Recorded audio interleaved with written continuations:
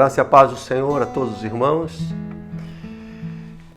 Que o Senhor esteja abençoando a vida de cada um dos queridos irmãos e todos que estão ouvindo e participando aí desse vídeo. Nós estamos iniciando mais essa devocional e vamos iniciar cantando ao Senhor. E já que todo dia é dia de celebrar a ressurreição de Jesus Cristo, esse poder da ressurreição que está sobre nossas vidas, vamos cantar com alegria que toda a glória pertence ao nosso Deus. Vamos juntos?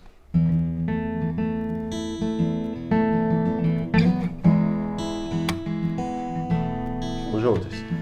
Glória para sempre ao Cordeiro de Deus, a Jesus o Senhor, ao leão de Judá, a raiz de Davi, que venceu e o livro abrirá.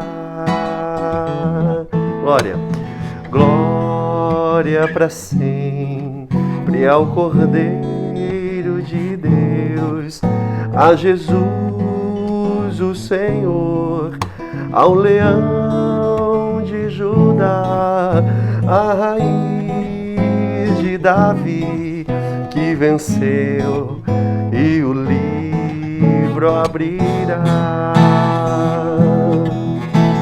O céu, a terra e o mar, e tudo que neles há, o adorarão e confessarão que Jesus Cristo é o Senhor.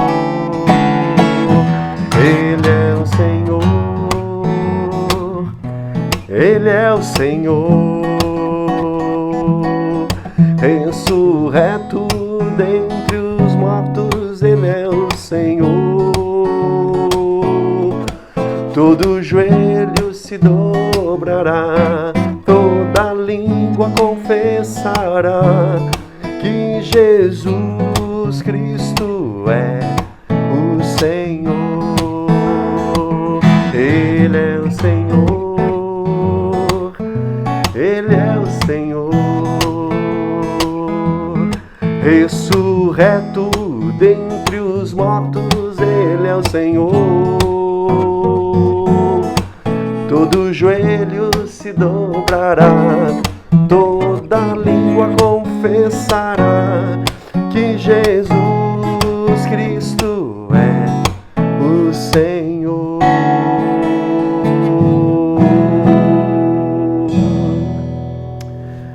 Toda glória ao teu nome, Senhor.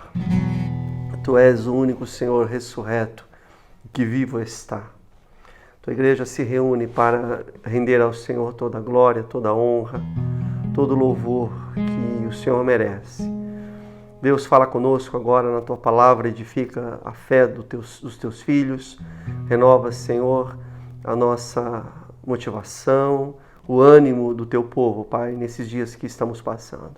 Oramos agradecidos e confiantes em Jesus Cristo. Amém.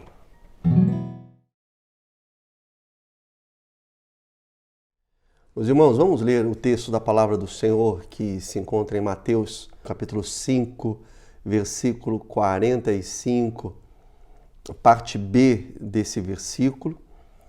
E o Senhor Jesus, no seu Sermão do Monte, e ele diz assim, na parte B do versículo 45 do capítulo 5, ele diz assim: Deus faz raiar o sol sobre maus e bons e derrama chuva sobre justos e injustos.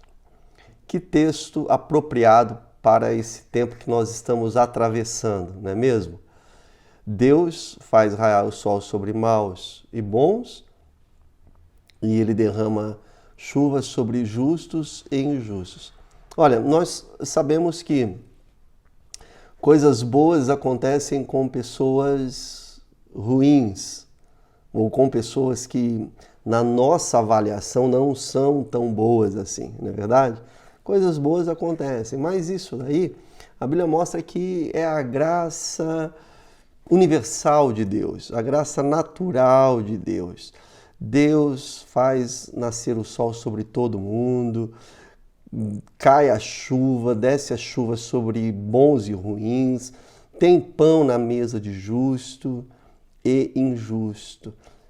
Essas coisas acontecem com todos e, na verdade, isso não nos incomoda, não é mesmo? Não nos incomoda. Nós até fazemos lá a nossa avaliação, o nosso juízo de valor e olhamos, essa pessoa aí não é tão boa assim, mas tudo bem, tá tudo dando certo com ela, o trabalho, a família, aparentemente parece que tá alegre, que tá feliz. Em geral, nós não nos incomodamos. A salvo se for alguém muito ruim, aí é diferente, não é? Sei lá, um assassino, um estuprador, alguém como Hitler.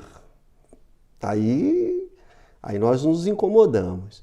Mas, no geral, não nos incomoda. Agora, o que nos incomoda, ou de uma certa forma assim, que nós ficamos desconfortáveis, é quando acontece do outro lado. Quando coisas ruins acontecem com pessoas que, aos nossos olhos, essas pessoas não são tão ruins assim, são pessoas boas. E coisas ruins acontecem com pessoas boas. Ou melhor dizendo, quando coisas ruins acontecem com filhos de Deus, com aqueles que se tornaram filhos de Deus. E aí nós nos indagamos, isso realmente gera um desconforto, nós começamos a perguntar, mas como que pode ser?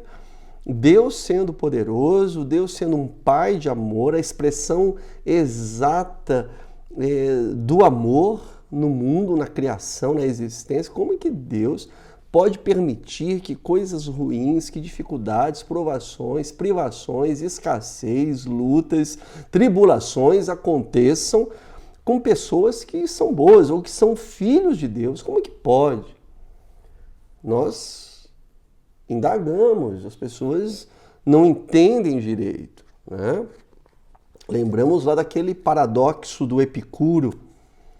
Lembra desse paradoxo? Nós falamos sobre ele lá no estudo de Abacuque. Epicuro, ele pensou filosoficamente assim, Deus sendo bom, perfeitamente bom, como é que ele pode permitir que um mal aconteça? De duas uma, na sugestão filosófica desse homem, de Epicuro, de duas uma, ou Deus não é tão bom, ou ele não é tão poderoso assim para impedir a maldade, né? Epicuro viveu 300 anos antes de Cristo. E esse era o pensamento dele. E é um pensamento que está aí na mente das pessoas, dos filósofos populares do nosso tempo. Só que a palavra de Deus, ela diz totalmente o contrário, que Deus ele é perfeitamente bom e ele é poderoso, ele é o Todo-Poderoso, o Deus é o Shaddai, o Todo-Poderoso. Mas então fica essa indagação, ele sendo perfeitamente bom e ele sendo poderoso, como que ele permite que os seus filhos passem por dificuldades, por problemas? Ele não poderia livrá-los? Sim, ele poderia. Por que não faz? Qual é a razão que Deus permite, então, que os seus filhos atravessem por dificuldades? Nós temos que pensar sobre isso, não é? Porque, de uma forma inesperada, num momento inesperado, nós podemos passar por tribulações. Como é que nós vamos lidar com essa situação, com essa questão? E aí, nós temos que olhar para a palavra de Deus, o que a Bíblia, a revelação, a Escritura Sagrada diz sobre o enfrentamento dessas dificuldades. E a palavra de Deus, nós temos, assim, em muitos textos da palavra de Deus, a explicação de Deus, da palavra do Senhor, para que o nosso coração possa sossegar. Mas eu quero me amparar hoje no texto de Hebreus, capítulo 12. Capítulo 12 de Hebreus, no versículo de número 7. Nós temos uma variação enorme de textos que falam sobre isso, mas para não prolongar muito a nossa meditação, a nossa devocional, Hebreus capítulo 12, no versículo 7, diz assim, olha, se suportais o castigo, Deus vos trata como filhos. Pois qual é o filho a quem o pai não corrige? Está vendo aqui o que diz a palavra de Deus? Correção. Se suportais a correção, Deus vos trata como filhos. Deus é um pai que corrige os filhos que ama. Quando nós olhamos aqui textos como esse aqui de Hebreus capítulo 12, versículo 7, nós percebemos que Deus ele lança de sua disciplina sobre os seus filhos. A disciplina, suportar a disciplina, as aflições, receber as lutas, as privações desse mundo como disciplina de Deus que trata os seus servos, os seus escolhidos como filhos. Somos filhos e Deus nos disciplina. A correção de Deus é a instrução dele sobre nós, ele está nos educando, ele está tratando você, a mim, a todos nós como filhos e ele nos corrige. Portanto, provações, privações, aflições que nós enfrentamos não é castigo. De forma alguma. Mas é Deus nos educando, o Senhor nos amadurecendo, treinando, permitindo experiências em nossas vidas para que possamos crescer, para que possamos depender mais ainda dele. Portanto, quando você estiver diante, lembre-se disso, em nome de Jesus. Quando você estiver diante de uma dificuldade, lembre-se da correção do Senhor, da disciplina dele, da instrução do Pai, da educação do Pai sobre você, para que você não tenha uma compreensão equivocada do cenário que está diante de você, para que você não se equivoque, para que você não faça uma leitura, um mal entendido das coisas que estão acontecendo ao seu redor. Muitas pessoas da nossa geração entende a disciplina como algo ruim, não é mesmo? Isso tem acontecido. Hoje não pode nem corrigir, nem disciplinar os filhos. Acham que a disciplina é algo, assim, ruim, que não é bom. As pessoas pensam dessa forma no tempo que nós estamos vivendo. Só que quando nós olhamos aqui para a Bíblia, nós vamos entender que a disciplina é algo benéfico, que traz o bem, que nos educa, que nos faz crescer. A disciplina é correção de Deus. Então nós podemos ampliar a nossa visão e não apenas ficar murmurando, questionando, indagando, como fez o povo de Israel lá no Egito, lá atrás, mas que possamos amadurecer e compreender que Deus permite lutas na nossa vida porque Ele nos ama.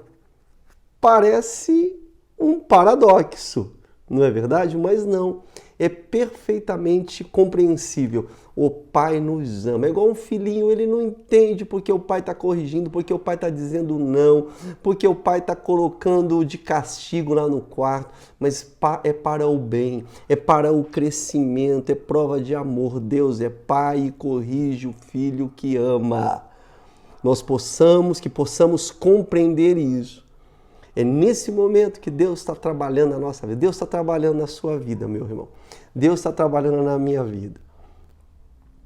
É óbvio que diante desse Covid-19, nós queríamos estar juntos em comunhão, trabalhando, mas Deus tem os motivos dele. Ele é Pai, Ele sabe o porquê Ele permite tais coisas e outras não. Eu só sei de uma coisa, esse momento que nós estamos vivendo é um momento que não significa que Deus está irado com os seus filhos. Não, não é isso não. Ao contrário, é uma oportunidade, nós temos dito isso, oportunidade de estarmos em casa, em família, de ter o nosso coração sendo trabalhado por Deus, para que o nosso coração esteja alinhado ao coração do Pai. oportunidade de orar mais. Olha, eu quero acreditar que nesses últimos dias aí, nesse último mês, a igreja nunca orou tanto como está orando, buscando a Deus, dependendo mais de Deus. Oportunidade de estar com família, de crescermos como família, de buscar o Senhor, de depender de Deus. Por meio, portanto, da correção, o pai, ele busca ter relacionamento íntimo, um relacionamento amoroso com os seus filhos, nós, os filhos de Deus.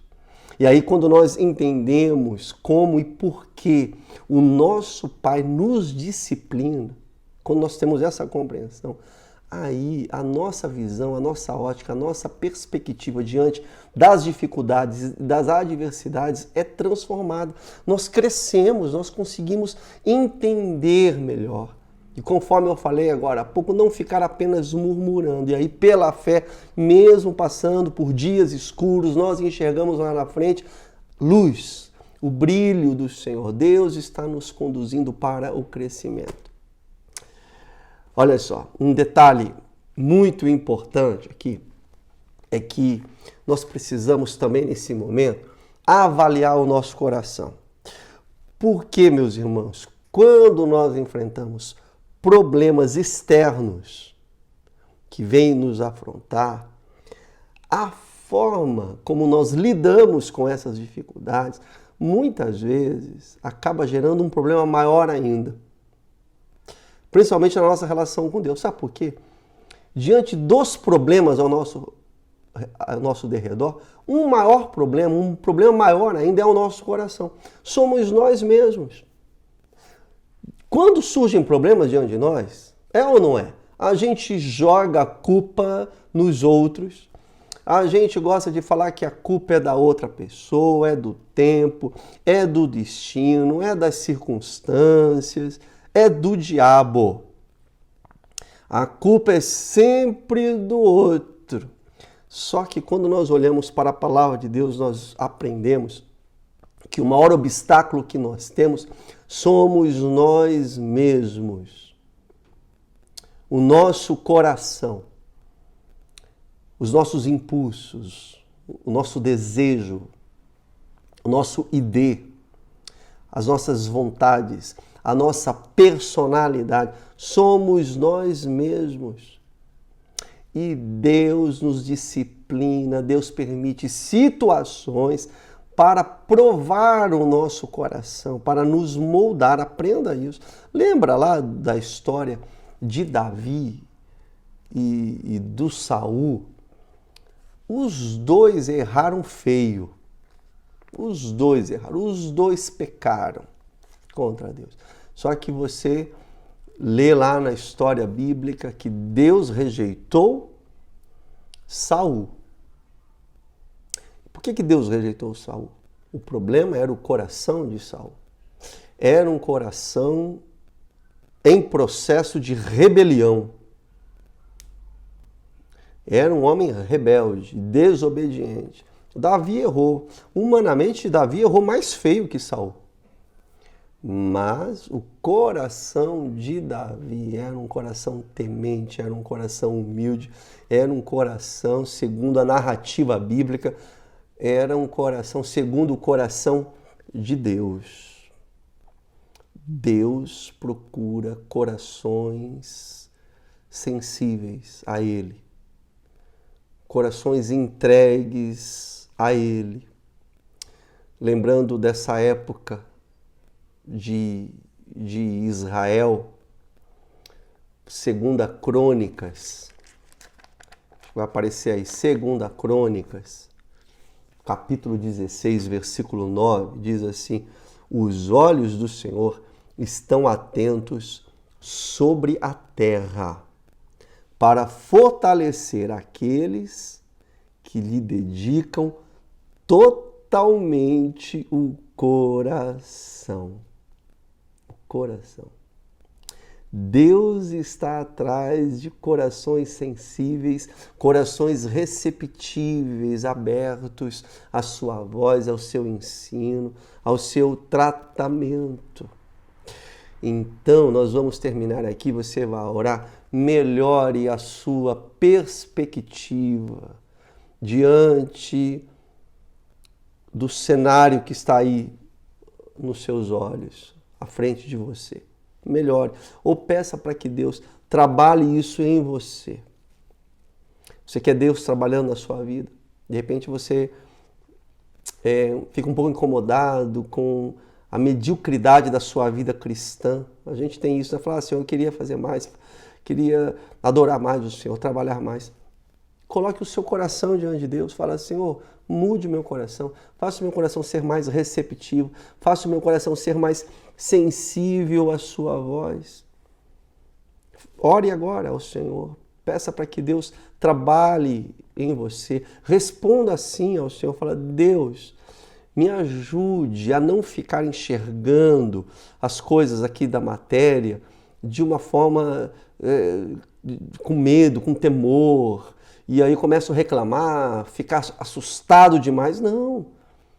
Procure enxergar que Deus, Ele está com você e Ele está trabalhando e Ele está permitindo tudo isso na sua vida. Você vai descobrir uma realidade maravilhosa. Lembra lá da oração, lá das palavras do profeta Jeremias, no capítulo 29, versículo 3, você vai encontrar a Deus quando você o buscar de todo o seu coração. Busque o Senhor de todo o seu coração. Deus é Pai, Ele é amor, Ele é poder, todo o poder está sobre as suas mãos, sobre os seus ombros. E Deus está amadurecendo você para confiar mais nele. É isso. As lutas, as dificuldades, as provações, Deus está trabalhando para que você possa confiar mais nele. Deus está interessado mesmo no seu coração. Muito mais do que nos seus talentos, do que os seus dons. Ele está interessado no seu coração. Muito mais do que no seu conforto, muito mais do que no seu sucesso, que muitas vezes nós ficamos tão preocupados com isso. Deus está interessado mesmo no meu, no seu, no nosso coração. Ok?